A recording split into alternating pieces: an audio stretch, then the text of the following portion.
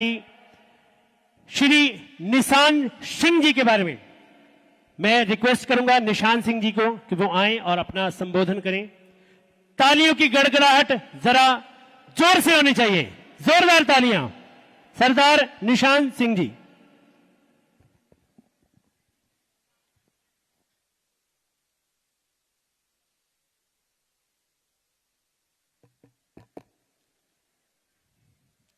आज इस बहुत भव्य समागम में हमारे बीच में मौजूद प्रदेश के बहुत ही ओजस्वी माननीय मुख्यमंत्री चौधरी मनोहर लाल खट्टर साहब, हमारे बीच में मौजूद हरियाणा के डिप्टी चीफ मिनिस्टर आदरणीय चौधरी दुष्यंत चौटाला जी, आदर के योग कैबिनेट मंत्री चौधरी देवेंद्र सिंह बबली जी, आदर के योग member of parliament madam Sunita Duggal ji, हमारे बीच में मौजूद फतेहाबाद के विधायक आदरणीय चौधरी दूड़ाराम जी, हमारे बीच में मौजूद रतिया के विधायक श्री लक्ष्मण नापा जी, आदर के योग शमशेर खरकड़ा जी, हमारे जननायक जनता पार्टी के जिला फतेहाबाद के प्रधान श्री सुरेंद्र लेगा जी, फतेहाबाद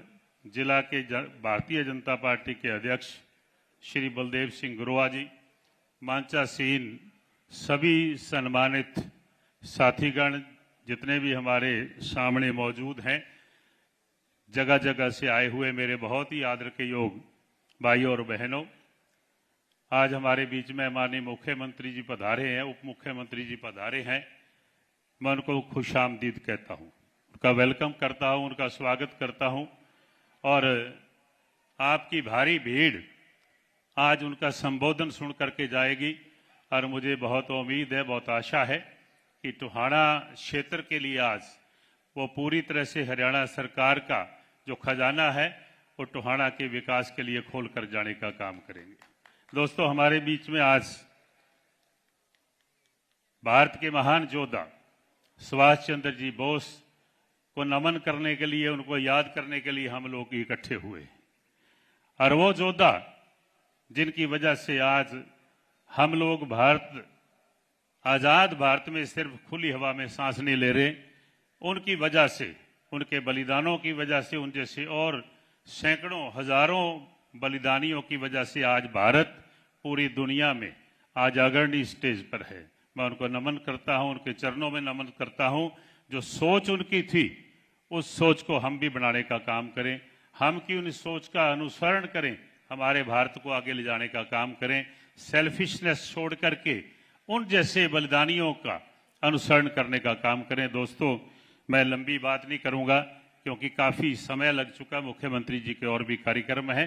मैं तो फिर से उनको यहाँ उनके आगमन पर, उनके और श्री दुष्यंत चौटाला जी के आगमन पर उनको खुशामदीद कहते हुए, उनका वेलकम और स्वागत करते हुए उम्मीद करता हूं कि उनकी जो सोच है उस सोच को लेकर के बहुत ऐसे समय भी आए, कोरोना काल, किसान आंदोलन, ऐसे बहुत सारी दिक्कतें रही, लेकिन उसके बावजूद भी हरियाणा प्रगति के पथ पर उनके नेतृत्व में अग्रसर रहा और आगे उम्मीद करता हूं कि उनके नेतृत्व में हरियाणा और बहुत तरक्की करेगा, सभी वर्गों को लाभ होगा उनके नेतृत्व का।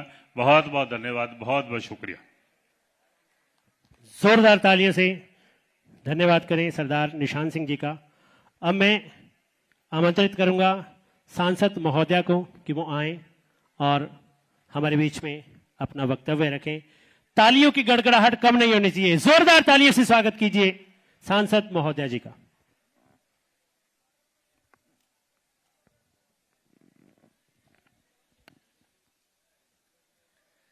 हरियाणा के यशस्वी मुख्यमंत्री आदरणीय श्री मनोहर लाल जी, उनके साथ ही डिप्टी सीएम आदरणीय दुष्यंत चौटाला जी, हरियाणा सरकार में कैबिनेट में मंत्री हमारे भाई जिन्होंने आज इतना सुंदर रौनक मेला यहां पर लगाया है, भाई देवेंद्र बबली जी, फतेहाबाद के विधायक भाई दूड़ाराम जी, रतिया से विधायक लक्ष्मण नापा जी, जननायक जनता पार्टी के प्रदेशाध्यक्ष जो कि अभी अपना उद्बोधन आप लोगों के समक्ष रख के गए, भाई निशान सिंह जी, हमारी भारतीय जनता पार्टी के फतेहाबाद जिला के अध्यक्ष बलदेव ग्रोहा जी, जननायक जनता पार्टी के जिला अध्यक्ष सुरेंद्र लेघा जी, डॉक्टर वीरेंद्र सिवाज जी,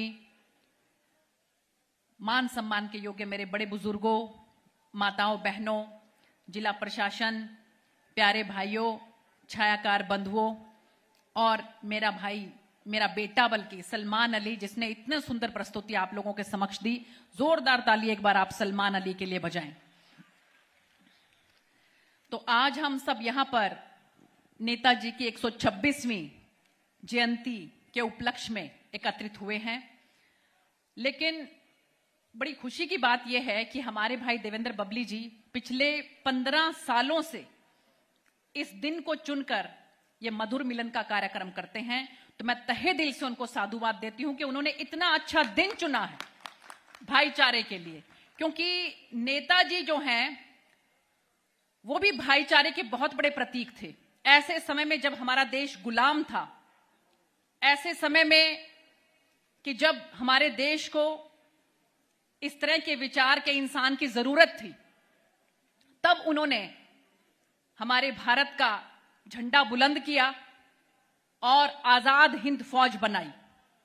आप ये देखिए कि वो एक सेनापति थे, एक वीर सैनिक थे, एक नेता थे और एक ऐसी शख्सियत थे कि जो बाहर के देशों में जाकर उनके नेताओं को भी प्रभावित कर सकती थी। मुझे नहीं लगता कि शायद उनके सिवा कोई भी ऐसा इंसान है कि जो फौजी भी था और नेता भी था। नेताजी सुभाष चंद्र बोस जो एक फौजी भी थे और नेता भी थे, जो नहीं तो नेता होते हैं वो नेता ही होते हैं। और बल्कि उन्होंने कहा था कि तुम मुझे खून दो, मैं तुम्हें आजादी दूंगा। पहले के जो बहुत पहले, आप लोगों को पता ही है, पहले की पार्टी के जो नेता थे कई, वो तो ये कहते कि तुम मुझे वोट दो, मैं तुम्हें बर्बादी दूंगा।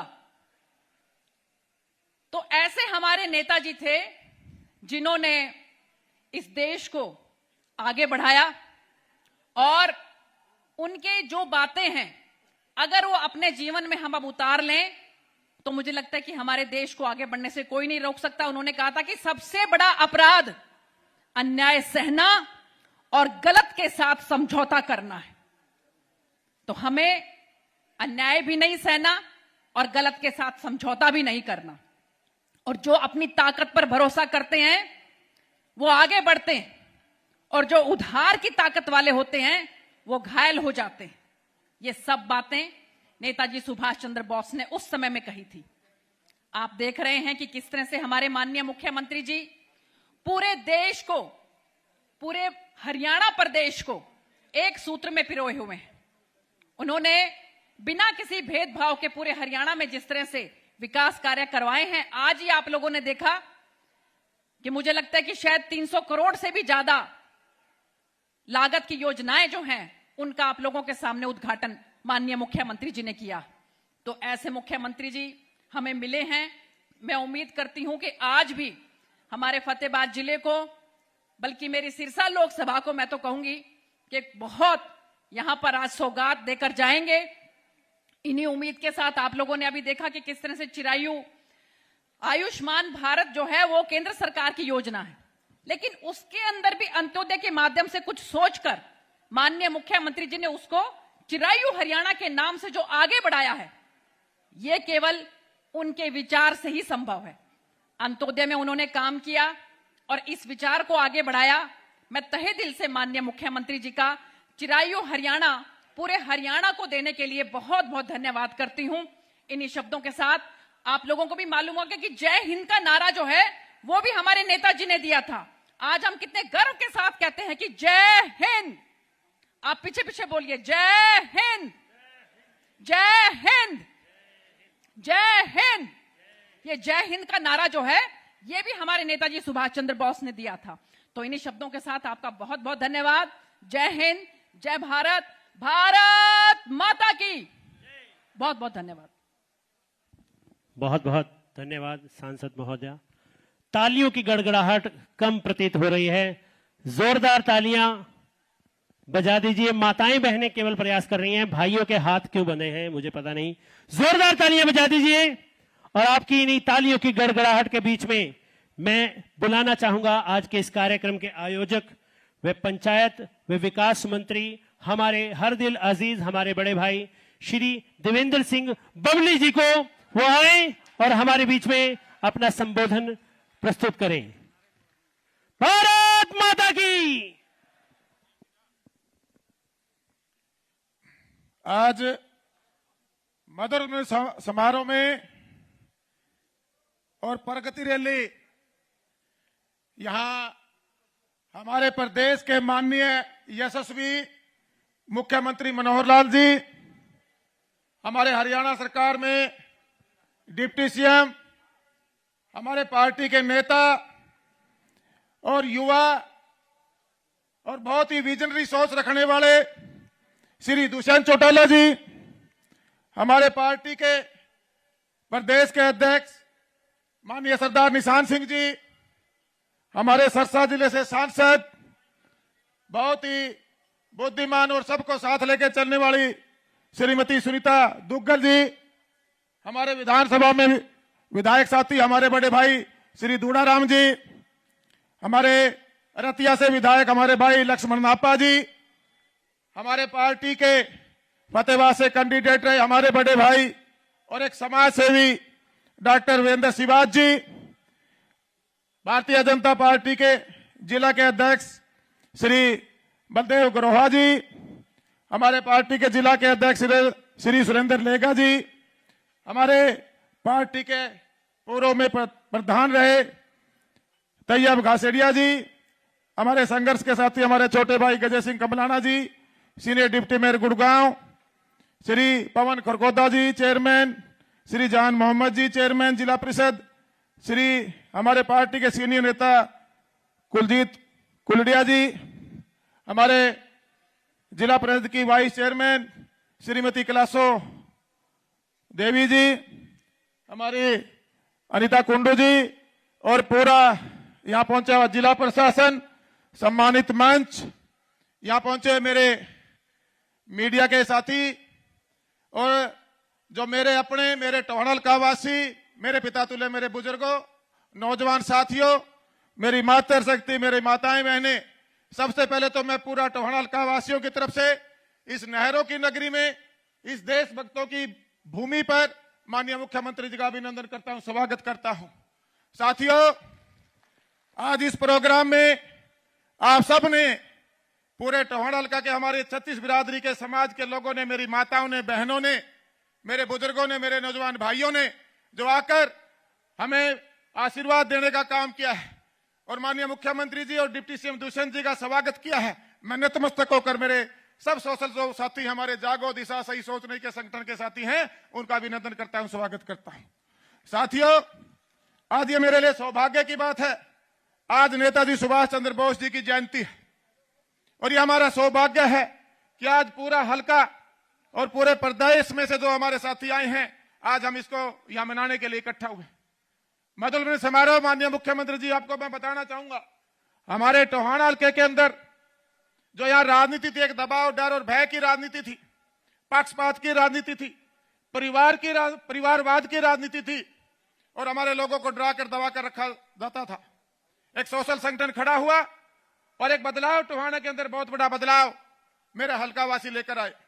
हमारे टोहाना की यहां ताकतें तो रही, मंत्री पद भी रहे, सरकार में बड़ी हिस्सेदारियां भी रही, लेकिन जो हमारे टोहाने का हिस्सा था, कहीं ना कहीं उसके साथ छल और बल के साथ वो लोग धोखा करते रहे। आज आप हमारी पूरी टोहाना हल्का की जनता, मेरा पूरा जिला आपसे बहुत उम्मीद लगाए बैठा है। बहुत सी योजनाएं और परियोजनाएं जो सरकार ने चलाई हैं, उसमें से एक बड़ा हिस्सा जब हम आपके साथ गठबंधन में सरकार चलाते हुए आपके पास में जाता था विधायक होते हुए, तो आपने कोई भी काम मैं मेरे हल्के का लेकर किया तो आपने मना नहीं किया, उसके लिए भी मैं आपका स्पेशल धन्यवाद करना चाहता हूं। मैं ज्यादा लंबी चर्चा नहीं करूंगा क्योंकि आज आप डिप्टी सीएम और मुख्यमंत्री जी को सुनने के लिए आए। मैं तो अपने हल्के से जुड़ी बातें करना चाहता हूं। आज हमारे हल्का की जो अपेक्षा रही है, आज मैं उम्मीद करता हूं कि उन सारी जो अपेक्षाएं थी, हमारे यहाँ पहले जो राजनीतिक लोग थे, उन्होंने सिर्फ और सिर्फ सत्ता सुख की राजनीति और लोगों को बंटवारा करके अपना राज चलाने की राजनीति की एक राजाशाही तरीके से यहाँ राज होता था, इसको हमने सेवा में बदल दिया है। आज छत्ती बिरादरी के लोग हमें आशीर्वाद देने के लिए हमारे साथ खड़े हैं। ये टोहाना की प्रगति चाहते हैं, टोहाना हल्का की प्रगति चाहते हैं। साथियों, मैं माननीय मुख्यमंत्री जी से एक अनुरोध और भी करना चाहूंगा। आज करीबन 300 करोड़ के आसपास उद्घाटन और शिलान्यास माननीय मुख्यमंत्री जी द्वारा, डिप्टी सीएम द्वारा किए गए हैं, उसके लिए मैं बधाई देना चाहता हूं। आप लोगों से एक ही बात कहना चाहता हूं। मैं मुख्यमंत्री जी को बता रहा था कि हमारा जी पॉलिटिकल पहला प्रोग्राम है, हमारा तो एक सामाजिक प्रोग्राम होता था, ये सोशल प्रोग्राम जिसको कह सकते हैं, एक समागम के रूप में पूरा हल्का इकट्ठा होकर मनाता है। यहाँ कोई जात पात नहीं है, कोई अमीर गरीब नहीं है, कोई ऊंच नीच नहीं है, सारे लोग इकट्ठे होते हैं और नए साल को हम खुशियां आने वाला समय हमें दे, उसके लिए एक दूसरे के लिए, पूरे प्रदेश और देश के लिए कामना करते हैं। इस सोशल प्रोग्राम में आज माननीय मुख्यमंत्री जी पहुंचे हैं और ये प्रगति रैली भी नाम हमने इसलिए दिया है कि आपके नेतृत्व में हमारा प्रदेश प्रगति की ओर बढ़ रहा है। आज जो गठबंधन की सरकार है, हमारे दुष्यंत जी का जो विजनरी सोच है, उसको लेकर हम आगे बढ़ने में लगे हुए हैं। मैं एक बार आपसे सिर्फ हमारे जो हल्के की मांगे हैं वो आपसे मांगना चाहता हूं कि जो आपने बस स्टैंड हमारा क्लियर करवा दिया, उसके लिए आभार व्यक्त करता हूं। बाईपास पेंडिंग था, आपने वो क्लियर करवा दिया, उसके लिए आपका आभार व्यक्त करता हूं। आपने हमें सिविल हॉस्पिटल 100 बेडेड उसकी ग्रांट जारी करके उसका भी आज यहाँ पर आपने हमें पैसा भेजने का काम किया, उसके लिए भी मैं आपका धन्यवाद करता हूं। और बहुत सी मांगे हैं, लेकिन इसके बाद भी थोड़ी सी मेरी मांग और भी मेरे हल्के के लिए है जी। हमारे यहाँ टोहाना के अंदर हमारा जो एक कॉलेज है जी, इंदिरा गांधी कॉलेज, हम उसको बाहर शिफ्ट करना चाहते हैं। उसके लिए हमें जमीन दिलवाई जाए और वो हमारा कॉलेज बनाया जाए जी। और लो लाइन एरिया हो गया है और बहुत पुरानी बिल्डिंग है, वो कभी भी कोई हादसा हो सकता है, ये मेरा अनुरोध है आपसे। एक हमारे रसूलपुर गांव के अंदर जो पंचायत की तरफ से हमने जमीन देने का काम किया है, आपने उसका मेडिकल कॉलेज की हमने आपसे अनुरोध किया था, क्योंकि ये हमारा गांव ऐसा गांव है जो रतिया को भी टच करता है। 7-8 किलोमीटर दूर हमारा रतिया कंस्टिट्यूंसी है और हमारा भुन्ना भी इससे 18 किलोमीटर है, जाखल 18 किलोमीटर है और टोहाना से भी ये जमीन करीबन 22-23 किलोमीटर है। तो पूरे जिले को इसका लाभ मिलेगा। ये जमीन हमारी ग्राम पंचायत ने हॉस्पिटल के लिए फ्री देने के लिए हमारी ग्राम पंचायत तैयार हो गई माननीय मुख्यमंत्री जी। और इसके साथ साथ जी हमारे टोहाना के अंदर हमारे वाल्मीकि समाज के लोगों ने, इनके पास कोई भी समाज के लिए जगह नहीं है, इनकी एक जगह का अनुरोध है, कोई इसका फंड जारी करके ये जगह दिलवाने का आपसे अनुरोध है पूरे समाज और मेरी तरफ से भी। एक हमारे मॉडल टाउन का जो एक पुरानी समस्या है और मेरे ख्याल से पूरे प्रदेश की समस्या है ये। इसमें पहले ये मंडी टाउनशिप से कटी थी जी, इसके बाद ये नॉन डेवलपमेंट चार्ज लगा के इसका बहुत बड़ा अमाउंट बना दिया गया है। उसको रिलीफ देके मेरे व्यापारी भाइयों को एक बड़ा रिलीफ इससे मिलेगा। ये भी आप करने का, आज घोषणा करने का काम करें, मैं अनुरोध आपसे करना चाहता हूं। एक हमारी चंडीगढ़ रोड स्थित जो ज्योतिपुंज गौशाला है, वो पहले इंडस्ट्री की एरिया में करीबन 35 साल से वहां एक बड़ी गौशाला हमारे शहर के समाज सेवियों द्वारा चलाई जा रही है, वो जमीन गौशाला को देने का आप काम करें, ये भी मेरा आपसे अनुरोध है। एक हमारी गुरुद्वारा सिंह सभा कमेटी के पास उसके पीछे लगती हुई जमीन है जी, वो हमारी जो गुरुद्वारा कमेटी है उनका भी एक अनुरोध है कि वो जमीन आप हमारे गुरुद्वारा साहब को देने का काम करें। बाकी लंबी सारी की सारी जो प्रदेश की योजनाएं परियोजनाएं हैं आपको माननीय डिप्टी सीएम और माननीय मुख्यमंत्री जी बताने का काम करेंगे। मैंने तो विधायक के नाते आज अपने हल्के की मांग कर ली, ठीक है भाई साथियों, मांगना चाहिए। हमारे प्रदेश के राजा आ रहे हैं तो बड़े हैं मांगना, तो फिर थोड़े ताली थोड़ी जोर की मार दो, जितनी जोर की मारोगे उतना ठीक सौदा मिलेगा। और जोर तो मारो, थोड़ी और जोर तो मारो। अब मैं आपका सबका, मेरे टोहनल का वासियों का नतमस्तक होकर धन्यवाद करूंगा कि आपने आकर जो मुझे आशीर्वाद दिया, हमें ताकत देने का काम किया और हमारे जो आज के मुख्य अतिथि हैं उनका अभिनंदन किया, स्वागत किया माननीय मनोहर लाल जी का, हमारे डिप्टी सीएम दुष्यंत चौटाला जी का। एक बार पुनः आप सबका मैं बहुत बहुत आभार व्यक्त करता हूं, धन्यवाद करता हूं। जय हिंद, जय भारत।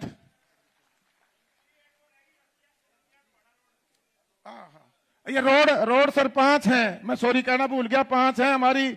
सनियाना से भुन्ना, भुन्ना से जाखल, टोहाना से रतिया और टोहाना से भुन्ना, और एक छोटा टुकड़ा मेरे गांव का भी है जी 1 किलोमीटर का, सनियाना रोड से अपना यहाँ पिटाई खेड़ा का जी। इनकी और कृपा कर देना मुख्यमंत्री जी प्लीज। बहुत बहुत धन्यवाद। एक बार जोरदार जय घोष लगा दीजिए हमारे बड़े भाई साहब के लिए, भाई देवेंद्र सिंह बबली, भाई देवेंद्र सिंह बबली। और जोरदार तालियों के गड़गड़ाहट में मैं आमंत्रित करना चाहूंगा हमारे हरियाणा के उप मुख्यमंत्री भाई दुष्यंत चौटाला जी को। जोरदार तालियों से स्वागत कीजिए माननीय डिप्टी सीएम दुष्यंत चौटाला जी का।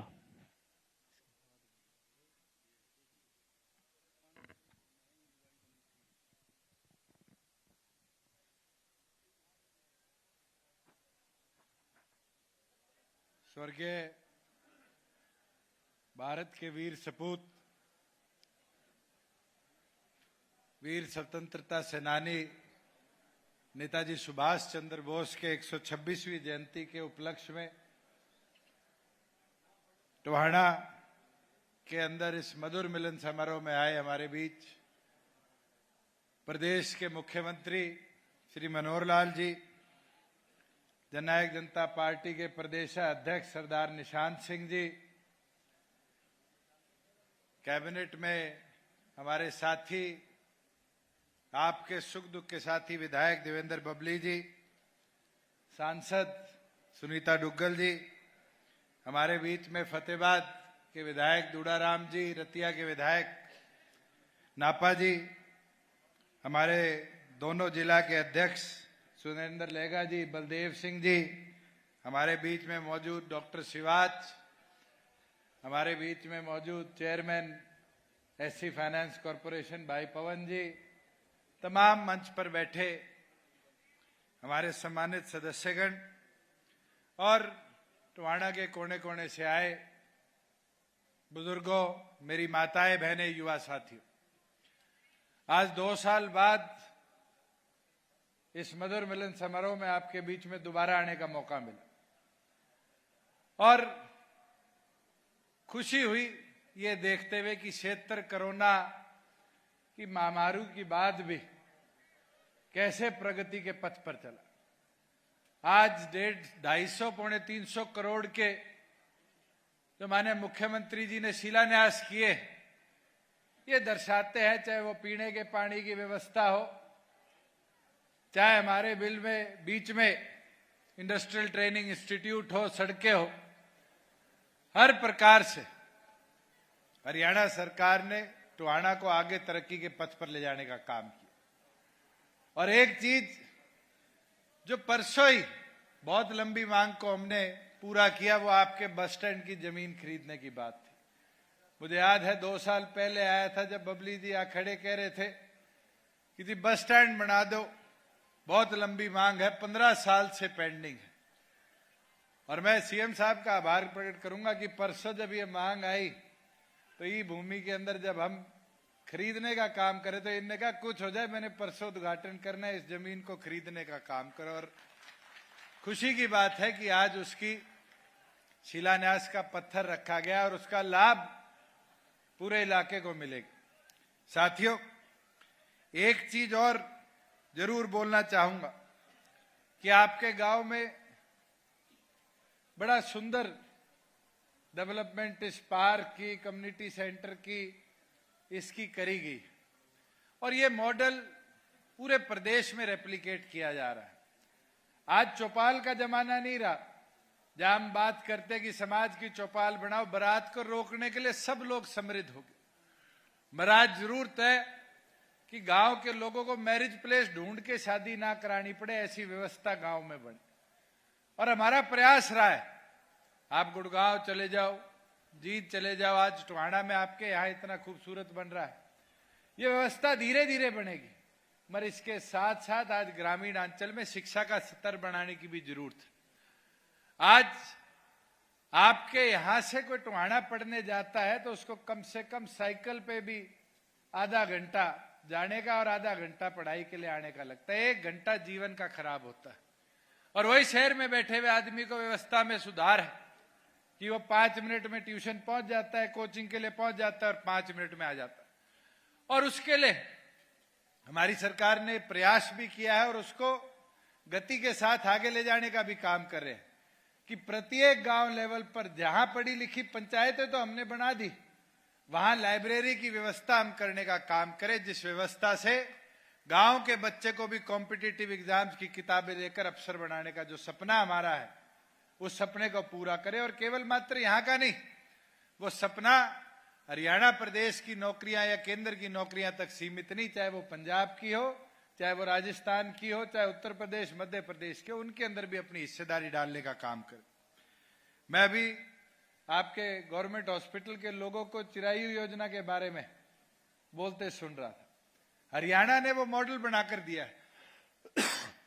और मैं एक चीज बोलूंगा, सीएम साहब का ये सपना भी था कि हमारे यहाँ अंतिम व्यक्ति तक कैसे बेहतरीन लाभ पहुंचे, और हमने पिछले साल बीपीएल की जो सीमा 1/20 पूरे देश में है उसको बढ़ाकर 1/80 करने का काम किया। और इनका धन्यवाद है कि इनने आयुष्मान को भी उसके साथ जोड़कर 1,80,000 तक हर गरीब आदमी के परिवार को 5 लाख तक का बेनिफिट पहुंचे व्यवस्था बनाई। और 5 लाख केवल मात्र हरियाणा ही नहीं, देश के किसी कोने में कोई बीमार हो जाए, अगर आपका वो चिरायु आयुष्मान कार्ड है तो उसका पूरा लाभ देश के किसी भी अस्पताल में हरियाणा प्रदेश का एक एक नागरिक उठा सकता है। साथियों, इसी तरह राशन कार्ड की बात थी। वो दिन मुझे भी याद है जब मैं सांसद था और लोग आते थे, जी एडीसी को फोन कर दो, पीला राशन कार्ड बना दे। आपके यहां तो सरपंच से लेकर हर प्रकार तक सिफारिश चलती थी कि आयुष्मान कार्ड बना दो, आयुष्मान ये पीला राशन कार्ड बना दो, और कापियां लेकर घूमते थे। आज क्या व्यवस्था है, अगर परिवार पहचान पत्र में किसी के परिवार की आय को आज 1,80,000 पर हम वेरीफाई कर देते हैं, तो अपने आप हरियाणा सरकार उसको पीले राशन कार्ड की बीपीएल परिवार की श्रेणी में डालकर सारी सुविधाएं देने का काम करती है। उसको 20 रुपए का फार्म भरकर किसी दफ्तर में जाने की जरूरत नहीं। आज घर बैठे उसके परिवार की अगर आय 1,80 से नीचे है तो उसको ये सुविधाएं देने का काम हमारी सरकार कर रही है। साथियों, एक चीज और आपके बीच में रखना चाहूंगा कि एक कदम हमने उठाया है, और वो कदम देश के अंदर जहां 1 डिस्ट्रिक्ट 1 प्रोडक्ट का है कि एक जिले के अंदर एक उत्पाद बढ़ेगा, वहां हरियाणा इकलौता राज्य है जिसने देश के अंदर एक मॉडल बनाया कि हमने 140 ब्लॉक्स, अब 142 हो गए, 142 के 42 ब्लॉक्स के अंदर 142 वस्तुओं को कैसे निखारा जाए, बढ़ाया जाए, उसके ऊपर काम करना शुरू किया। और मैं तो आज आप सारे हल्के के साथी आए हैं, मैं तो आपसे आग्रह करूंगा कि सरकार को 50 एकड़ 25 एकड़ इकट्ठी करके दो कि आपके चाहे जाखड़ ब्लॉक हो, टवाणा ब्लॉक हो, 2 उत्पाद की पहली इंडस्ट्री कोई फतेहाबाद जिले में लगे तो आपके इस इलाके में हम लगाने का काम करें। आज बड़ी वस्तुएं बनाने के लिए मारुति टाटा बिरला को लाने की जरूरत नहीं, दिन प्रतिदिन गांव से चीजें उठ के शहरों की ओर जा रही है। मैं तो एक दिन उस पे देख रहा था अमेजोन पे, और अमेजोन पे लिखा हुआ था 140 रुपए में क्या चीज बेच रहे हैं, 100 गोसे। औरतों ने ये उत्पाद भी शुरू कर दिया, मगर वो एक स्टार्टअप है कि गांव के उत्पाद को कैसे मार्केट मिली, ये डिजिटलाइजेशन का फायदा है। और पद्मा का भी ये सपना है कि हम common service centre, common packaging centre सरकार की तरफ से बना के, और आपका तो डी ब्लॉक में आता है, 85% तक इंफ्रास्ट्रक्चर कॉस्ट हरियाणा सरकार देगी, जो वहां पर खड़े होने के लिए प्लग एंड प्ले के अंदर इंडस्ट्री आएगी, और इंडस्ट्री को एक सुनहरा अवसर देगी कि टवाणा से, जाखड़ ब्लॉक से उठ के वस्तुएं और दिल्ली, मुंबई नहीं, विदेशों तक इन बड़ी बड़ी कंपनियों के माध्यम से हम भिजवाने का काम कर पाए। एक चीज और, जहां पहले हमारी फर्दों के लिए हमें जगह जगह घूमना पड़ता था, नकल लेना पड़ता था, 1.5 महीना पहले हमने केंद्र सरकार से एक सॉफ्टवेयर लिया, और आज उस सॉफ्टवेयर का यह फायदा है कि अगर कोई अपनी फर्द हरियाणा के किसी भी जिले की निकालना चाहता है तो जमाबंदी की जो हमारी वेबसाइट है उस पर जाए, और उसके बाद वेरिफिकेशन के लिए आपको किसी के हस्ताक्षर की जरूरत नहीं। आज तो यह हालत है कि हमारे पटवारी भी ओवरबर्डन्ड है, उनको ढूंढना पड़ता है कि कौन से गांव में है, क्योंकि उनके हल्के बड़े हो गए। आज उस व्यवस्था को डिजिटलाइज कर दिया गया कि आप ऑनलाइन जाकर डाउनलोड करोगे तो उसको क्यूआर कोड के साथ, डिजिटल साइन के साथ हमने वेरीफाई करने का काम किया और बैंक तक उसको वेरीफाई कर कर, सरकारी अफसर तक उसको वेरीफाई कर कर उसको डिजिटली पकड़ने का काम करेंगे। साथियों, इसी प्रकार से एक चीज अभी नापा जी भी कह रहे थे, जब बबली जी बोल रहे थे मारी रतिया टोहाना रोड, मैं तो सीएम साहब को कहूंगा, हाउस में तो हमने कह दिया था आज इसको अनाउंस कर जाओ, चाहे इसमें 50 लगे, चाहे 60 लगे, चाहे 70 करोड़ लगे, इस सड़क का निर्माण भी हमें जल्द से जल्द करवाना पड़ेगा, क्योंकि एक नहीं दो विधायक हमारे इसके अंदर सहमत भी है और मुझे लगता है कि इस पूरे जंक्शन की कनेक्टिविटी को और बेहतर भी बनाएंगे। मगर मैं एक चीज आपकी संज्ञान में लाने का काम करूंगा कि केंद्र सरकार की जो कमेटी ऑन इंफ्रास्ट्रक्चर है, जिसको माननीय प्रधानमंत्री जी हेड करते हैं, उनने हमारा एक नया एक्सप्रेसवे को मंजूरी देने का काम किया, जो सिरसा के डवाली के चौटाला से शुरू होगा और पानीपत या समालखा के बीच में जाकर खत्म होगा। वो भी जाएगा तो आप तीनों विधायकों के हल्के के बीच में से जाएगा, रतिया से घुसेगा, भूना छूता हुआ और आपके उकलाना होता हुआ और आगे पानीपत की तरफ जाएगा। तो आने वाले समय में आपको भी तैयारी करनी पड़ेगी कि इंडस्ट्रियलाइजेशन की ग्रोथ हमारे इस क्षेत्र के अंदर भी और बेहतर तरीके से होगी। और मैं तो अंत में इतना बोलूंगा कि साथियों, 2 साल पहले आपने यहां जब मैं आया, जब कहा कि विकास कराओ, हमें ताकत दो, ताकत तो सरकार ने दे दी, मंत्री भी बना दिया, विकास भी करा दिया, मगर आपकी जिम्मेवारी भी और बढ़ती, जिम्मेवारी कम नहीं होती और उस जिम्मेवारी को समझदारी के साथ निभाने का काम आपने करना। और मैं तो उम्मीद अपेक्षा करता हूं कि टोहाना की जनता ने जैसे पहले मजबूती दिखाने का काम किया, आने वाले भविष्य के अंदर भी इसी मजबूती और इसी ताकत के साथ हमें मजबूत करने का काम करें। मैं तो आप सब आए, आपने आने पर जो प्यार सम्मान देने का काम किया, उसके लिए आपका आभार, अभिनंदन करता हूं। और एक ही विनती सीएम साहब से भी करूंगा कि आज आप आए हो, इनने मांगे तो खूब रखी है, मगर एक चीज जरूर आज मांगों के साथ ये बताकर टोहाना को जाना कि जो विकास हमने कराया है, आने वाले समय में इसको और बेहतर तरीके से इनने संभाल के रखना है। हम तो इंफ्रास्ट्रक्चर बना देते हैं, उस इंफ्रास्ट्रक्चर को आगे कौन लेकर जाए, ये जिम्मेवारी मुझे लगता है हमारी नागरिकों के तौर पर ज्यादा है। आज ये कम्युनिटी सेंटर बन जाएगा, सरकार के 2-2.5 करोड़ रुपए इस पे लग जाएंगे, मगर इसके बाद इसकी मेंटेनेंस अगर नहीं कराई तो फिर इतने बड़े सफेद हाथी को बनाने का भी कोई काम नहीं करना। आज सड़कें तो हम बना देंगे, मगर उन सड़कों का उपयोग ना हो तो उसका डेवलपमेंट से कोई वास्ता नहीं होता। आज स्कूल तो हमने बना दिए, मगर सरकारी स्कूलों में हम अपने बच्चों को नहीं डालते, हम अपने बच्चों को प्राइवेट स्कूलों की तरफ ले जाकर उन स्कूलों को बंद होने की कगार पर ले जाने का काम कर रहे हैं। तो मैं ये विनती आप सबसे भी करता हूं कि सरकार की ओर से जो प्यार, जो आपके यहाँ डेवलपमेंट करी जा रही है, उसको और बेहतर तरीके से ले जाने की जिम्मेवारी अगर किसी की साथियों है तो आप सबकी है। मैं तो पूर्ण सभी साथियों का जो मंच पर बैठे हैं, मैं 2-4 साथियों के नाम भूल गया, कुलदीप कुलडिया जी हमारे राष्ट्रीय सचिव भी बैठे हैं, मैं इनका भी अभिनंदन करता हूं और मैं उम्मीद करता हूं कि दोनों संगठनों ने जिस तरह मिलकर काम किया है और इस 3.25 साल के अंदर प्रदेश को उन्नति और प्रगति के पथ पर ले जाने का काम किया है, एक विजन दिया है, जिस विजन के अंदर चाहे वो जहाज को हिसार से ले जाकर दुनिया के अलग अलग कोनों से जोड़ने की बात हो, चाहे ग्लोबल सिटी के माध्यम से देश के प्रत्येक इंफ्रास्ट्रक्चर डेवलपर को ही नहीं, दुनिया के बड़े बड़े इंफ्रास्ट्रक्चर डेवलपर को गुड़गांव की धरा पर हम लाने का काम कर रहे हैं, चाहे प्रदेश के अंदर हमारी कुरुक्षेत्र की धरा को, इस पावन धरा को ऐतिहासिक बनाने का काम कर रहे हैं। मुझे लगता है कि आने वाले 1.25 साल भी इसी तरह प्रदेश को कैसे आगे ले जाने के विजन के साथ हम बढ़ रहे हैं। प्रदेश आज देश के मध्यम साइज राज्यों में प्राथमिक तौर पर गिना जाता है, मगर मैं ये विश्वास दिला देता हूं, जो हमारी सरकार का विजन है, जो हमारा विजन है, हम आने वाले भविष्य के अंदर हरियाणा प्रदेश को सभी राज्यों में पहले नंबर पर लाकर प्रगति के पथ पर चलाने का काम करेंगे।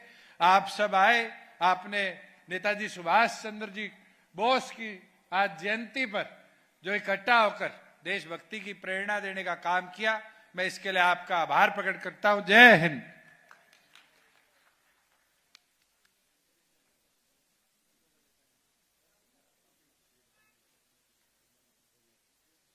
बहुत बहुत धन्यवाद। जोरदार तालियों के साथ अभिनंदन करें आप डिप्टी सीएम दुष्यंत चौटाला जी का।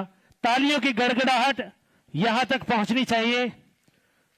और बीच के गलियारे में जो मेरे भाई खड़े हैं वो कृपया, जो कुर्सियां यहां पड़ी हैं, प्लीज बैठने का प्रयास करें आप, क्योंकि जिनका इंतजार हम सुबह से कर रहे थे, अब वो घड़ी आ गई है कि आपकी जोरदार तालियों की करतल ध्वनि में हम उनको आमंत्रित करें। जोरदार तालियों के साथ आमंत्रित कीजिए। और मैं आग्रह करूंगा माननीय मुख्यमंत्री महोदय से कि वो आए और अपना संबोधन टोहाना विधानसभा के नगरवासियों को जरूर दें। तालियों की गड़गड़ाहट कम नहीं होनी चाहिए, जोरदार तालियां।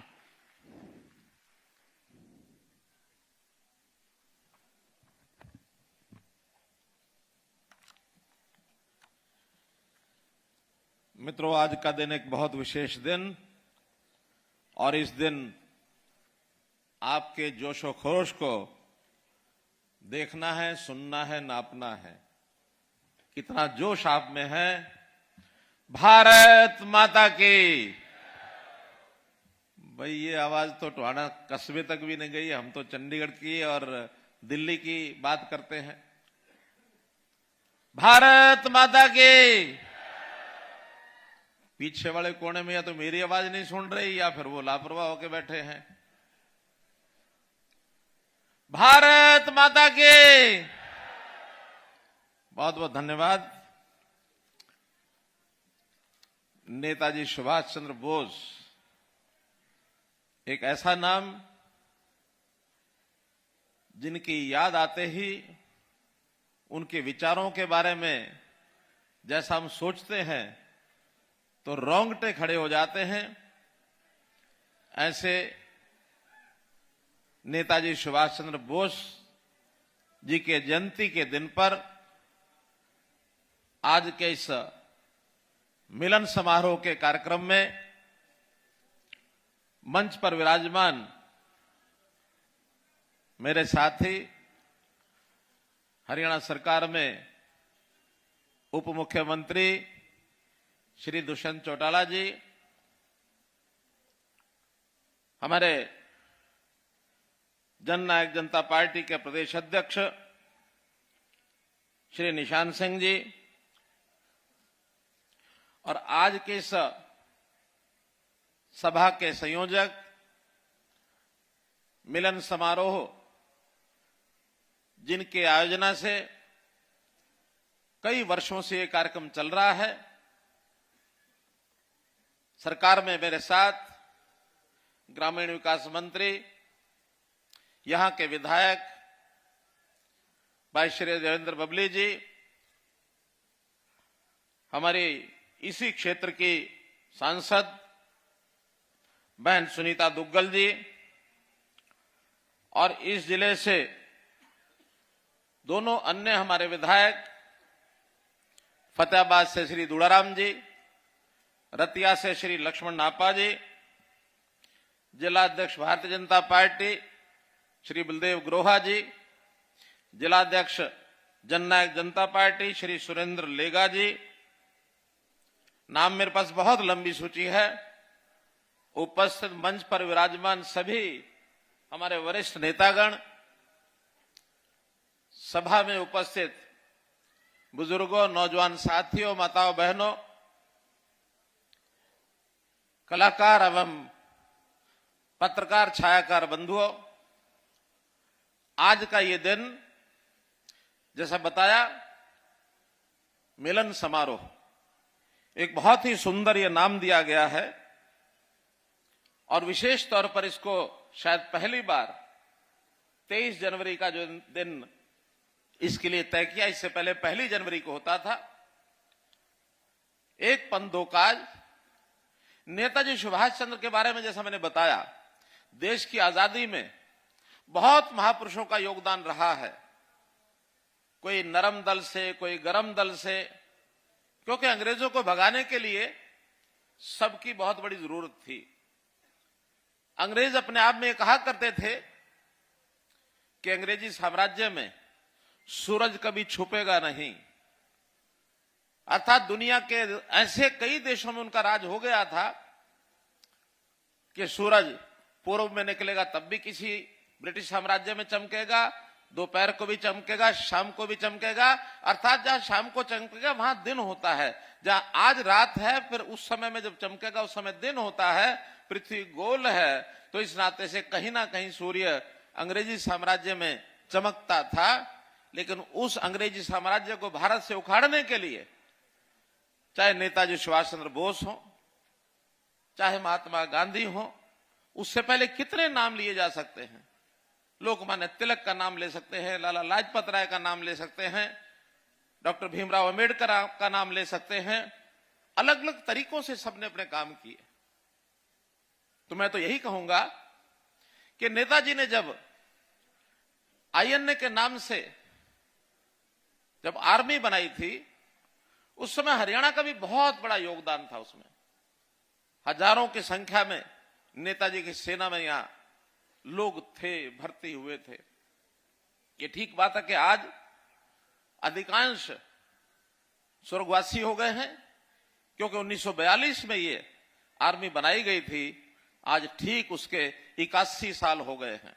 अगर उस समय 20 साल का भी वो भर्ती हुआ होगा तो आज उसकी आयु 101 साल की होगी। कुछ बंधु आज हरियाणा में हैं, जीवित हैं, मैं उनको भी सम्मान करना चाहता हूं। सामान्यतः 26 जनवरी पर ऐसे सब बंधुओं को हम सम्मानित भी करते हैं। तो इस प्रकार से उनका जो योगदान रहा देश की आजादी में, अविस्मरणीय।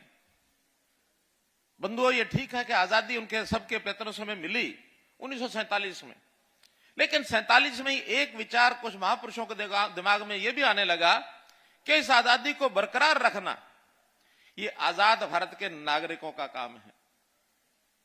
आजादी मिलने के बाद भी बहुत देश आगे बढ़ जाते हैं और बहुत उनकी हालत खराब भी हो जाती है। लेकिन इस देश के जितने भी पुरोधा आजादी के बाद के भी हैं, उन्होंने अपने देश को आगे बढ़ाया है और आज चीजें अपने हाथ में है। तो मैं कहा करता हूं कि उस समय देश के लिए मरने की आवश्यकता थी, लेकिन आज देश के लिए जीने की आवश्यकता, मित्रों, जीने की आवश्यकता है। तो उस नाते से आज हमारे जिम्मे भी पिछले कई वर्षों से इस प्रदेश की बागडोर संभालने का मौका मिला है। हमने भरपूर वो काम जो पीछे सरकारें नहीं कर पाई थी, जो अधूरे छोड़े थे, उन सब कामों को हमने हल करने की कोशिश की है। चाहे वो विकास के काम हो, चाहे वो सामाजिक जीवन के स्तर को ऊंचा करने की बात हो, चाहे लोगों के आर्थिक स्तर को ऊंचा करने की बात हो, चाहे रोजगार देने की बात हो, चाहे इस प्रदेश के लोगों को प्रदेश के प्रति सोचने का जो एक गौरव उत्पन्न होना चाहिए कि मेरा हरियाणा गौरवशाली हरियाणा, मेरे मन में हरियाणा वासी होने का भाव ये जागृत हो। तो आपको याद होगा हमने एक नारा दिया था, हरियाणा एक, हरियाणवी एक। हरियाणा एक, हरियाणवी एक का अर्थ यही था कि हम सब हरियाणवी बन के सोचें, अपने प्रदेश के साथ जुड़ करके रहें। तो हमने कितने उसमें काम किए। अब जैसा विचार आया पंचायती राज का, पंचायती राज व्यवस्थाएं पहले भी थी, लेकिन हमने आने के बाद कई परिवर्तन किए उसमें, और बड़ा परिवर्तन उसमें आपको ध्यान में है, ये पंचायतें पढ़ी लिखी होनी चाहिए। एक नियम कानून बनाया, उस कानून को लोगों ने चैलेंज किया, विपक्षी लोगों ने उसके ऊपर प्रश्न चिन्ह खड़े किए। आखिर वो हाई कोर्ट में, उसके बाद सुप्रीम कोर्ट में 45 दिन की सुनवाई के बाद सुप्रीम कोर्ट ने कहा कि हरियाणा का ये कानून बेहतर है, न केवल हरियाणा बल्कि दूसरे प्रदेशों को भी इसको लागू करना चाहिए। आखिर सरपंच, पंच, जिला परिषद, पंचायत समिति या नगर पालिका, नगर परिषद, उनमें पढ़े लिखे लोग होंगे तो विचार कर सकेंगे अपने समाज के बारे में, अपनी जनता के बारे में, वहां के विकास के बारे में। वरना पहले के समय में अधिकारी ने, कर्मचारी ने कोई गड़बड़ कर दी और लगवा लिया अंगूठा मारा, और जब बाद में उसके केस बनते फिरे, कहीं विजिलेंस की जांच हो गई, कहीं पुलिस की जांच हो गई, विभाग की जांच हो गई, और हमारा जनप्रतिनिधि कहता था मुझे तो पता ही नहीं जी, मैं तो पढ़ता जानता नहीं। इन्होंने कहा मैंने अंगूठा लगा दिया, अब मुझे क्या पता इसमें क्या लिखा। सैकड़ों हजारों हमारे जनप्रतिनिधि इस चक्कर में फंसे रहे। आज कोई नहीं फंसता है, आज सबको पता है। तो इस नाते से वो सारे काम हमने किए, और उसमें भी हमारी पंचायतें किस प्रकार से अपना काम अपने आप करें, क्योंकि एक पंचायती राज का थर्ड टियर सिस्टम जिसको कहते हैं, एक तीसरी प्रकार की सरकार है।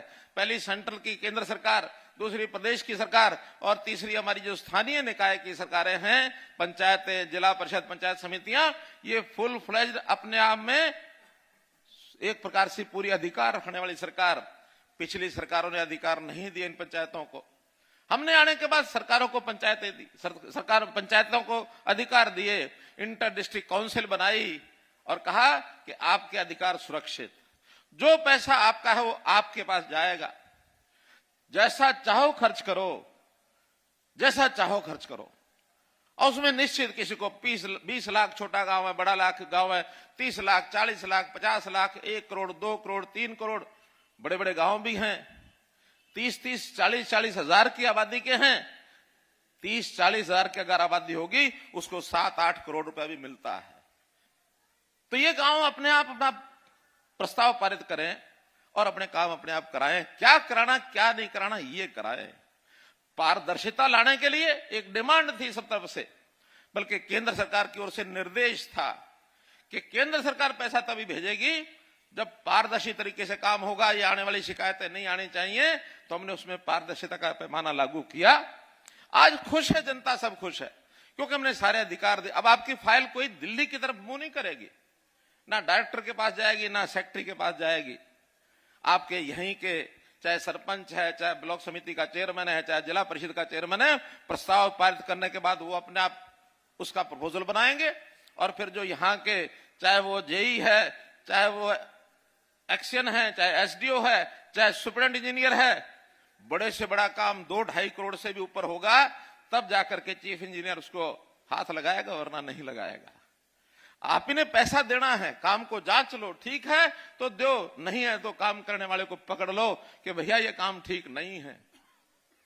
और आपके सहयोग के लिए, सरपंचों के सहयोग के लिए हमने ये भी कहा है कि गांव के कुछ और बुजुर्ग लोग, कुछ रिटायर्ड लोग, रिटायर्ड अध्यापक है, कोई इंजीनियर है, कोई एक्स सर्विसमैन है, उनका सहयोग ले लो ताकि वो सब मिल करके गांव की, जैसा कहा हमारे दुष्यंत चौटाला जी ने, कि हम काम कर देते हैं, काम करने के बाद उसकी संभाल करने का काम ये सब आपका है मित्रों।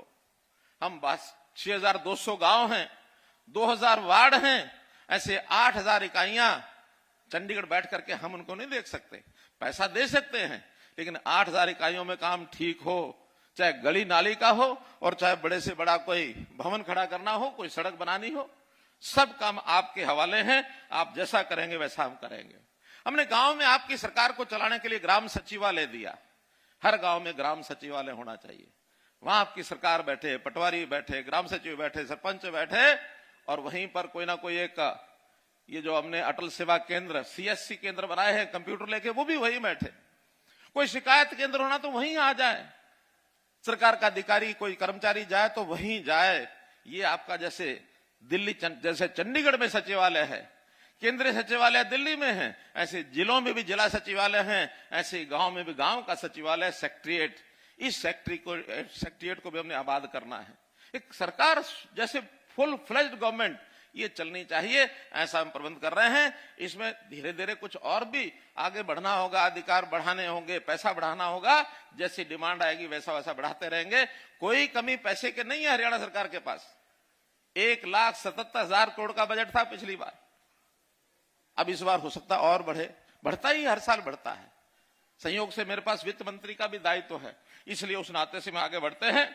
हमने गांव के सरपंचों को शराब के ठेके होने चाहिए कि नहीं होने चाहिए ये अधिकार भी दे दिए कि आप गांव के लोग ग्राम सभा में 10% लोग लिख करके दे दें कि हमारे यहां ठेका नहीं चाहिए, नहीं होगा। और भाई नहीं लिख के दोगे तो फिर करना ही है, फिर तुमको खोलना ही होगा। क्योंकि ऐसा है कि अगर मान लो नहीं आप लोग चाहेंगे, मानो नहीं लिख के देना चाहेंगे, तो फिर जो पीने वाले हैं उनको तो भाई कहीं ना कहीं पीनी है और गलत शरत पिएंगे, फिर मुश्किल पैदा हो जाएगी। तो इसलिए उस सिस्टम को हम चाहते हैं कि उसको संतुलन बना के रखो। गांव के लोग एका कर लें कि हम अपने यहां नशाखोरी को दूर करेंगे। आज शराबी नहीं तो नशीले पदार्थों के और कई प्रकार के प्रचलन हो गए हैं शुरू, दवाइयां शुरू हो गई हैं, ड्रग्स। हमारे नौजवान बर्बाद हो रहे हैं और खास करके मैं इस बेल्ट की चर्चा करना चाहूंगा, सिरसा से लेकर अंबाला तक पंजाब के साथ लगती हुई बेल्ट, जिसमें आपका टोहाना जाखल ये भी आता है, रतिया भी आता है। हम लोग इसमें सावधान हो, गांव के अंदर एक एकता दिखाएं कि हमारे यहाँ गांव के अंदर ऐसे को काम करने वाले, उसको हमने कैसे रोकना है, इस काम करें। हमारी आमदन बढ़ाने के लिए पहले स्टाम्प ड्यूटी नहीं होती थी, यानी गांव का हिस्सा नहीं होता था। हमने गांव के पंचायत के लिए भी 2% का हिस्सा ये स्टाम्प ड्यूटी को देना शुरू कर दिया, और सीधा आएगा जिस गांव में कोई भी रजिस्ट्री होगी किसी भी चीज की, उसका 2% पैसा गांव की पंचायत को आएगा, ताकि वहां के विकास को और हम आगे बढ़ा सके। मित्रों, इसी प्रकार से हमने सोचते हुए इस बार, क्योंकि 1 क्वार्टर बाकी बचा है मार्च तक, साल भर में हम लगभग 4000 करोड़ रुपया ग्राम पंचायतों को देते हैं, लेकिन अभी 3 महीने के लिए 1100 करोड़ रुपया रिलीज हो गया है, हर पंचायत के खाते में पहुंच गया है। वहां बैठ करके हम प्रस्ताव पारित करें और इसको आगे बढ़ाएं, और इसमें जितना सहयोग और जितना आगे बढ़ करके ऊर्जा से हमारे देवेंद्र बबली जी कर रहे हैं, मैं इनको बधाई देता हूं कि ग्रामीण क्षेत्र के अंदर विकास का काम ये भरपूर कर रहे हैं। कहीं पीछे नहीं रहने देंगे। आप आगे 1 कदम बढ़िए, हम 2 बढ़ेंगे, आप 2 कदम बढ़िए, हम 4 कदम आगे बढ़ेंगे। मित्रों, मैं आपको ये विश्वास दिलाता हूं। हमने विकास के साथ साथ गांव का विकास हो, सड़कों का हो, स्कूलों का हो, अस्पताल बनाने हो, नेशनल हाईवे बनाने हो, नहरें बनानी है, जितने भी काम किए हैं, बहुत की चर्चा यहां हुई है, लंबी लिस्ट है, पढ़ने लगूंगा तो फिर क्योंकि समय पहले ही ज्यादा हो गया, सब अपना अब पीछे पंडाल में मुझे लगता है काफी भीड़ भी हो गई, आप भी जाना चाहेंगे, खाने पीने का भी रास्ता खोल दिया। तो कुल मिलाकर के मुझे तो अपनी इतनी बात कहनी है कि विकास के साथ साथ जनजीवन कैसे सुखी हो, उनका जीना कैसे सुलभ बने। नहीं तो आजकल, पहले हमने देखा कि जब सरकार में हम आए थे, वो बात है 2014 की, कि लोग 4था फ्लोर भरा रहता था, शिकायतें लेके लोग पहुंचते थे, ट्रांसफर की एप्लीकेशन लेके पहुंचते थे। हमने कहा नहीं, आप अपने घर बैठे अपनी बात कहो। सीएम विंडो हमने बनाई, ट्रांसफर के लिए कोई एप्लीकेशन देने की जरूरत नहीं है, साल में 1 बार हमको बता देंगे, आपकी सीनियोरिटी के हिसाब से ये स्थान आपको मिलेगा, आप 1, 2, 25, 50, 100 कितने ही स्थान भर के दे दो सरकारी कर्मचारी, और उसमें बटन दबाने के बाद एक साथ सबकी ट्रांसफर जो एलिजिबल हो जाएगा। अभी हमारे निशान सिंह जी कह रहे थे कि जो बेटियां हैं जिनकी शादी होती है, तो शुरू में 2-5 साल छोटे बच्चे होते हैं, वो दूर जाना पड़ता है उनको। हमने कहा पहले हमने 10 साल की सीनियोरिटी दी है, इस बार की जो पॉलिसी बनाएंगे इनको और ज्यादा सीनियोरिटी देंगे, ताकि पुरुषों के मुकाबले में या बड़ी अधेड़ आयु के जो महिलाएं, उससे भी ज्यादा इनको सुविधा मिल जाए, ताकि ये घर के नजदीक, जहां ये चाहती हैं, ससुराल के घर के नजदीक उनको नौकरी मिले। तो ये भी हम सुविधा अगले साल हम ये कर देंगे। विकास के नाते जहां तक बात है, पहले केवल नेताओं के माध्यम से हम अपनी बात को आगे भेजते थे, अब हमने उस रास्ता खोल दिया है। हमारे नेता थोड़े से मंच पर बैठे हैं, भले मेरे से नाराज हो जाते हैं कभी कभी, आप सारी चीज जनता को दे रहे हो, हमारी क्या वैल्यू रहेगी। हमने कहा जनता को देंगे तब हमारी वैल्यू है, ऐसा नहीं है। काम बहुत हमारे पास करने के लिए, कामों की कमी नहीं है। हमने जनता को कहा कि आपने अपने गांव में कोई विकास का काम कराना है तो कंप्यूटर खुलवाओ, खुद खोलो ठीक, नहीं तो किसी से भी खुलवा लो। ग्राम दर्शन नाम का एक पोर्टल है, उसमें अपने गांव की मांग, डिमांड ये सब डाल दो, कोई शिकायत है वो भी डाल दो, और तुरंत विभाग के पास पहुंचेगी। विभाग का आदमी अपने आप गांव जाकर के उसका सर्वे करेगा और आपके गांव का काम हो जाएगा। उदाहरण बता रहा हूं, शायद हमारे बबली जी को भी पता नहीं होगा, लेकिन मंच से बता रहा हूं, आपने जितनी भी डिमांड दी हैं उनमें काफी कुछ तो आज पहले से ही जिनका शिलान्यास हो चुका है, बहुत डिमांड तो ऐसी शिलान्यास ही हो चुका है, कुछ ऐसी हैं जो आपने कही, मैं उसे बोल दूंगा, कुछ नई है जो यहीं आके पता लगी हैं, वो भी जाकर के डिपार्टमेंट से उसकी फिजिबिलिटी ले लेंगे, करा देंगे। लेकिन ये ग्राम दर्शन, इस टोहाना विधानसभा की 26 डिमांड्स ऐसी हैं जो जनता ने डाली हुई है और वहां से क्लियर होके आई हैं। 39 करोड़ रुपए के वो काम भी आज हो रहे हैं, उसकी मैं घोषणा कर रहा हूं। 39 काम वो हैं, छोटे काम हैं, खास करके उसमें 21 तो ये जो मार्केटिंग बोर्ड की सड़कें हैं, ये लोगों की डिमांड थी। हमने भी कहा था कि जितने भी 5 क्रम के रास्ते हरियाणा के सब करा देंगे। पहचान की हमने, लगभग 1350 ऐसी सड़कें हैं जिसका हम आने वाले 1 साल में 2 साल में ये 5 क्रम के सारे रास्ते पक्के कराएंगे, सब कराएंगे। 21 तो इसमें वो 5 क्रम के रास्ते हैं जो शायद आपको जानकारी नहीं है। लोगों ने हमें कहा सीधा, और सीधा डिपार्टमेंट बना के भेज दिया। चलिए, लेकिन जनता की बताई हुई बता रहा हूं, आप वाली काम चल रहा होगा वो भी देंगे हम। अब मैं दूसरी बात कह रहा था कि लोगों का जनजीवन, इस जनजीवन को ठीक करने के लिए एक बहुत साल पहले मैंने एक सपना देखा था कि आखिर हमारे समाज जीवन में व्यक्ति की बजाय इकाई होता परिवार। व्यक्ति का तो भारत सरकार ने एक आधार कार्ड बना दिया था। आधार कार्ड के नाते से सारी चीजें उस आदमी के खाते में पता भी लग जाती थी, चढ़ भी जाती थी, जानकारी मिल जाती थी। लेकिन 5 सदस्य, 2 सदस्य, 4 सदस्य या इससे भी ज्यादा एक परिवार में रहते हैं।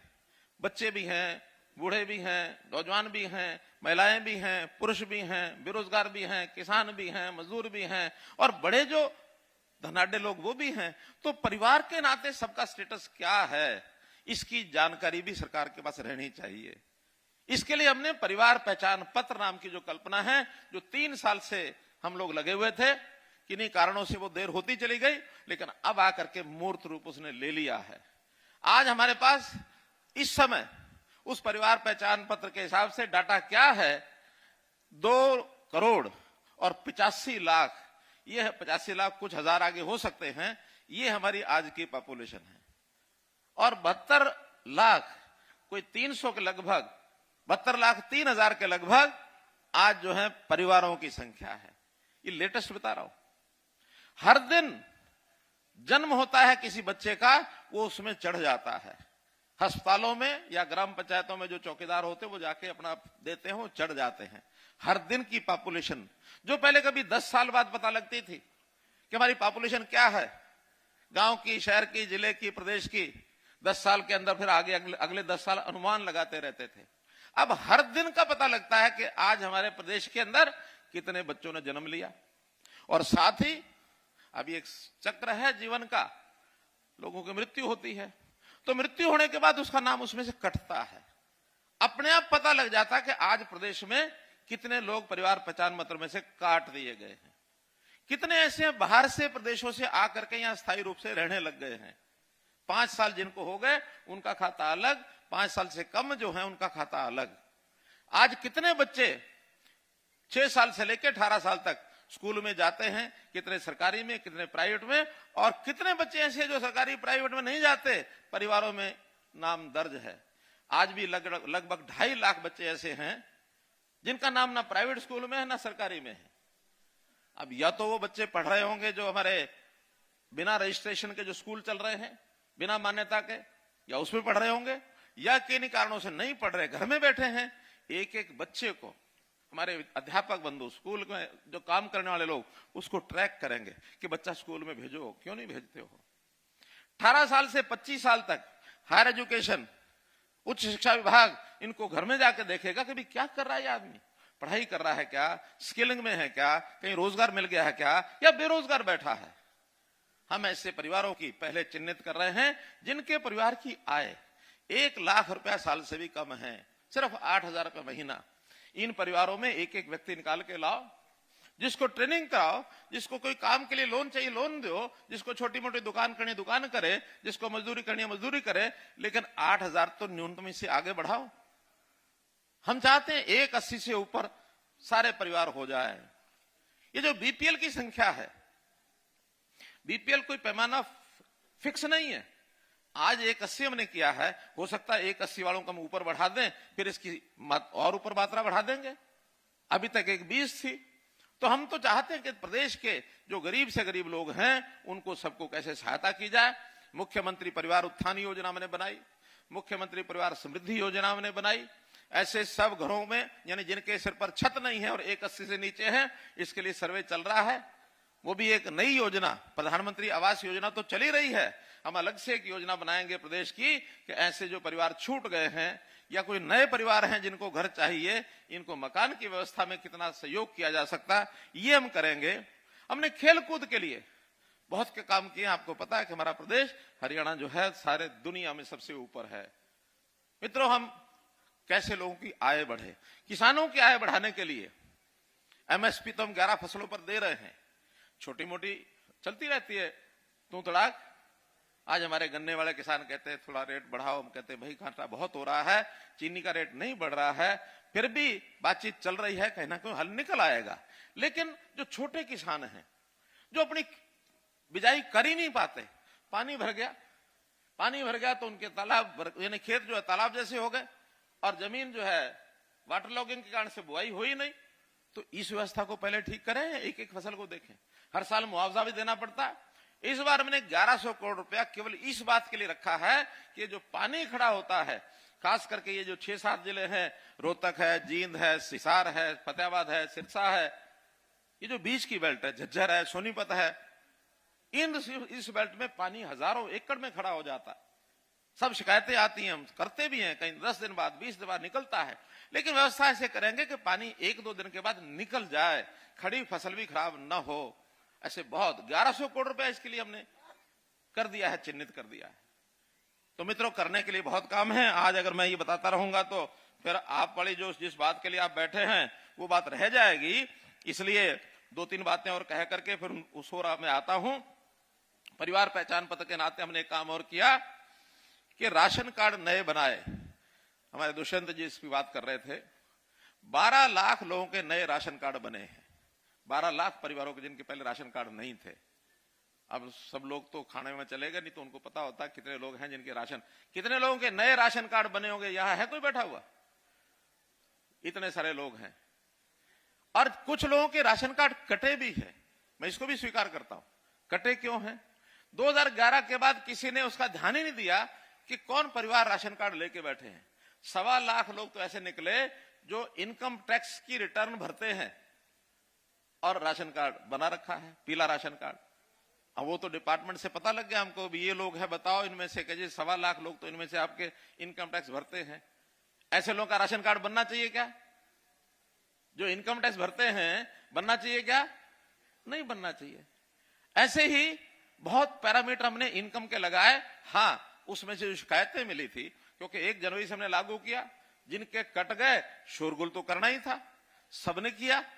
फिर हमने कहा कि अच्छा शिकायत करो। शिकायत करने के बाद वो जो 9 लाख कटे हैं उसमें से 1,58,000 लोग आए कि हमारा गलत कटा है। यानी 7.5 लाख तो आए ही नहीं मुड़ के। उनको पता लग गया कि हाँ वो गड़बड़ जो पहले चलती थी अब चलेगी नहीं। इस 1.5 लाख का फिर घर घर जाकर के हमने सैंपल करवाए हैं। अभी लगभग 1,08,000 का तो निरीक्षण हो चुका है, 50,000 बाकी हैं। उस 1,08,000 में हमें भी लगता है कि चाहे थोड़ी बहुत छूट देनी पड़ती है तो भी उसमें से लगभग 93,000 लोगों के राशन कार्ड दोबारा बना दिए हैं। 93,000 बना दिए हैं। अभी जो 50,000 हैं, हो सकता है उसमें भी 20-40,000 और बन जाएंगे। जिसका नहीं बनेगा मानो टाइम के अंदर, और उसको ठीक से हम जवाब भी नहीं दिया, तो उसका हमने कहा कि जनवरी का राशन उसको भी मिलेगा जिसका अभी हमने जांच पूरी नहीं की है। किसी की शिकायत नहीं रहने देंगे। और आज शिकायतों का अवलोकन करना आसान है, ऑनलाइन सिस्टम हो गए, पोर्टल से हर चीज होती है। हमारे विधानसभा में नेता प्रतिपक्ष कहते हैं सरकार ने हर चीज का पोर्टल बना दिया, हर चीज का पोर्टल बना दिया, पोर्टल पोर्टल पोर्टल। मैंने कहा सरकार पोर्टल से जितना रिजल्ट दे सकती है ना, इतना रिजल्ट आप फील्ड में लोगों को छोड़ोगे तो सब कहीं ना कहीं गड़बड़ हो जाती है, उससे तो कुछ पकड़ा ही नहीं जाता। हमने इस पोर्टल से 2.5 लाख बच्चे आज से 3 साल पहले वो निकाले थे जिन बच्चों का एडमिशन प्राइवेट स्कूल में भी था, सरकारी में भी था। आखिर एक ही जगह पढ़ेगा बच्चा, 2 जगह तो नहीं पढ़ेगा। जब ये किया तो 2.5 लाख बच्चे उसमें से नाम कम हो गए। क्या आरोप लगाया कि हाँ बच्चों ने पढ़ना ही छोड़ दिया। अब कोई भी अपने मतलब की बात अपने तरीके से निकालेगा, लेकिन हमको निडर होकर के जो सुधारवादी कदम है वो लगातार चलाएंगे। जनता के सुख के लिए चलाएंगे, जनता की शांति के लिए चलाएंगे, जनता के लिए वास्तव में जो गरीब हैं उनको कैसे ऊपर उठाया जाए, इनके लिए चलाएंगे मित्रों। तो इसलिए मेरा कहना यह है कि हमने जितने भी काम किए हैं वो जनहित में किए हैं। अभी एक आज नई चीज का भी मैं शुभकामना देता हूं उस कंपनी को भी। और जैसा हमारा ये जो क्रांति चल रही है इलेक्ट्रॉनिक टेलीकॉम की, इस आईटी के जमाने में बहुत आगे बढ़ गए हैं। मोबाइल की क्रांति तो बहुत हुई है, और उस मोबाइल की क्रांति में आज एक कंपनी ने 5G हरियाणा में लागू कर दिया है। अभी तक 4G पर चलते थे, आज ही हरियाणा में जियो कंपनी ने 5G चालू कर दिया। अब हमारे जो लोग कंप्यूटर का उपयोग करते हैं, मोबाइल का उपयोग करते हैं, ऐसी जितने भी इलेक्ट्रॉनिक चीजों का उपयोग होता है उसकी स्पीड बहुत बढ़ गई है। और कल ही हमने कुछ कंपनियों से बुला करके ये जो इंटरनेट का स्पीड है, मेगाबाइट्स क्या रहता है वो, एमबीपीएस की क्या, हाँ, तो इस प्रकार से ये जो हमारी हर चीज की स्पीड कैसे बढ़े, इंटरनेट की सॉफ्टवेयर की व्यवस्थाएं कैसे अच्छी हो, 3 कंपनियों को हरियाणा का काम वो भी दिया है ताकि हमारे यहाँ ये सारी लाइन जहां जहां बिछनी है वो सारी बिछ जाए। तो ये जनता के सुख सुविधा के लिए बहुत से हमने काम किए हैं। स्वास्थ्य के नाते से जो चिरायु की बात हमारे दुष्यंत जी ने दोहराई है उसको मैं दोहराना नहीं चाहता। हर परिवार उसका कोई सदस्य बीमार अगर होता है तो उसको ठीक इलाज, मुफ्त का इलाज 180 तक, और 180 से ऊपर के भी लोग हैं उनके बारे में विचार चल रहा है कि सस्ता इलाज उनको भी मिले, तो इसकी भी योजना हमारी आगे बन रही है। जहां तक आज की योजनाओं का विषय है, एक सबसे बड़ी बात तो मैं करने जा रहा हूं कि जो हमारे गांव में पहले कभी ग्रामीण खेल होते थे, ऐसी खेल संस्कृति को बढ़ावा देने के लिए जो बीच में किन्हीं कारणों से बंद हो गए थे, आज मैं घोषणा करता हूं कि इसको दोबारा से हम चालू करेंगे। हर गांव में खेल की प्रतियोगिता, ब्लॉक स्तर पर खेल की प्रतियोगिता, जिला स्तर पर खेल की प्रतियोगिता, इसका एक सिस्टम हमारा ग्राम विकास मंत्रालय बना रहा है। उस नाते से जो हमारी पंचायतें, जिला परिषद और पंचायत समितियां वो इसका आयोजन करेंगी और प्रदेश स्तर पर प्रदेश अपने आप करेगा। तो ऐसा ये खेल की प्रतियोगिता भी इस वर्ष से ये शुरू करने जा रहे हैं। 12 खेल उसमें होंगे, kabaddi, volleyball, basketball, handball, kho kho, football, hockey, कुश्ती, एथलेटिक्स, रस्साकशी, घुड़दौड़, वेट लिफ्टिंग, ऐसी सारी प्रतियोगिताएं ये इसमें होंगी। जो आज शिलान्यास किए गए हैं, उद्घाटन किए गए हैं, 7 तो उद्घाटन किए हैं, 272 करोड़ नहीं, सिर्फ 72 करोड़ रुपए की ये योजनाएं 7 उद्घाटन किए हैं और 11 जो है उसका शिलान्यास किया गया है। 200 करोड़ रुपए के ये जो बड़े बड़े शिलान्यास के कार्यक्रम हैं, खास करके उसमें सिविल हॉस्पिटल टोहाना का जैसे बात आई, construction of new bus stand की बात आई है, और जो उद्घाटन है वो जो बाईपास है उस बाईपास का भी आज उद्घाटन किया गया है। तो ऐसे इतने काम तो पहले सब हो चुके हैं। जहां तक इससे पहले की बात है, लगभग 385 करोड़ की योजनाएं जो या तो काम हो चुके हैं पूरे या पहले चल रही हैं, वो इसके अलावा है। आज जो है लगभग 270 करोड़ के शिलान्यास उद्घाटन ये इसके अलग हुए हैं। इसके अलावा जो डिमांड्स रखी गई हैं उनमें भी मोटी मोटी आपके सामने मैं रख रहा हूं। पहला तो जैसे टोहाना रतिया रोड, बीच में हमारे नापा जी ने खड़े होकर के कहा, मैंने कहा चुप करो मेरे ध्यान में है, और वो डिप्टी सीएम साहब ने भी उसको दोहराया है, तो इसकी मंजूरी दी जाती है और इस पर 87 करोड़ रुपया इस पर लगने वाला है।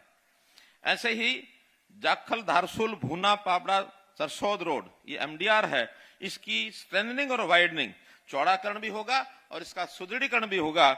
ये भी 67 करोड़ रुपए का खर्चा इस पर आएगा, इसको भी मंजूर किया जाता है।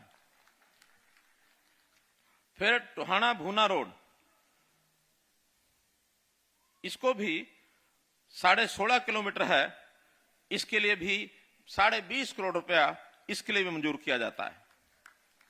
फिर सूर्यवाड़ा चौक से उकलाना भूना फतेहाबाद रोड तक मिलाएंगे, क्योंकि भूना से फतेहाबाद तो बनी है लेकिन इधर भूना तक सूर्यवाड़ा चौक से वो बनी नहीं है अभी, उसको भी मजबूत करना है। तो इस पर भी 27.5 करोड़ रुपया इसका भी मंजूर करते हैं।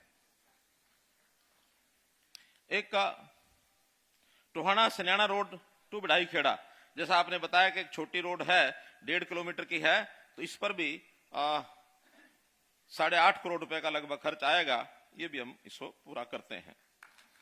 इरिगेशन की कुछ चीजें हैं, कुछ तो आज शिलान्यास उद्घाटन हो गए हैं, फिर भी जो फतेहाबाद ब्रांच की जो रीलाइनिंग और रिहेबिलिटेशन करनी है उसका भी 36 करोड़ रुपया ये मंजूर किया जाता है। फिर भाखड़ा मेन लाइन के 2 प्रोजेक्ट हैं 11 करोड़ के, इसको भी जो है मंजूर किया जाता है। एक पुल है और वो मैं उसको कहूंगा कि वो दादा पोता का पुल है। कौन सा?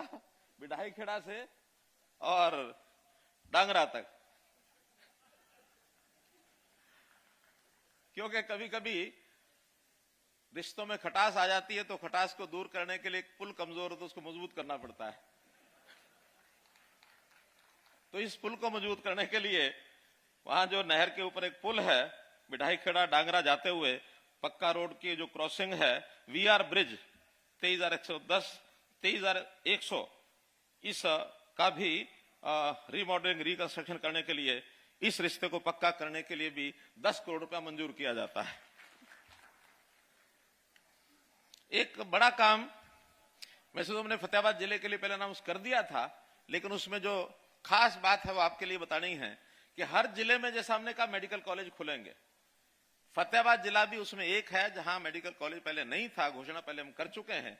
आज उसका स्थान, क्योंकि 6-7 स्थान थे, सबका हमने सर्वे कराया, हमारे डिपार्टमेंट ने सर्वे किया और जो डिपार्टमेंट ने फाइनल किया है वो गांव रसूलपुर में हमारे पास जो जमीन है उसको हम जो है उसको फाइनल करते हैं।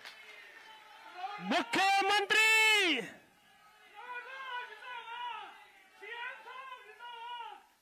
ऐसे ही टोहाना का जो गवर्नमेंट कॉलेज है हमारा, वो संख्या के हिसाब से बहुत छोटा पड़ता है। मैं पहले भी उसकी अनाउंसमेंट कर चुका हूं कि उसको बाहर कहीं बनाया जाए। मैं फिर आज दोहरा रहा हूं कि उसके लिए जमीन 15 एकड़ 20 एकड़ अगर आसपास कहीं टोहाना के आप दिलवा सकें तो जैसा ही जमीन फाइनल करेंगे वैसा ही उसका निर्माण कार्य ये शुरू हो जाएगा। और यही विषय जो पहले की अनाउंसमेंट है वो नर्सिंग कॉलेज जाखल ब्लॉक में, वहां भी चूंकि जो जमीन बताई गई थी वो जमीन तो शायद फिजिबल नहीं निकली है। जो भी कोई जमीन आप बताएंगे ठीक है, जो बदल दी है तो उसको आप दे देंगे और उसको भी हम जो मार्केट रेट के हिसाब से ई भूमि पर, हमने एक ई भूमि का पोर्टल बनाया है जिसका जिक्र पहले हुआ है। कोई भी विकास का काम उस इलाके में जो लोग चाहते हैं वो ठीक रेट अगर डाल देंगे, चाहे तो क्योंकि प्राइवेट लैंड ही है जो खरीदनी होती है, उसमें एक्वायर नहीं करनी पड़ती। एक्वायर करने के झगड़े बहुत हमने सहन किए हैं।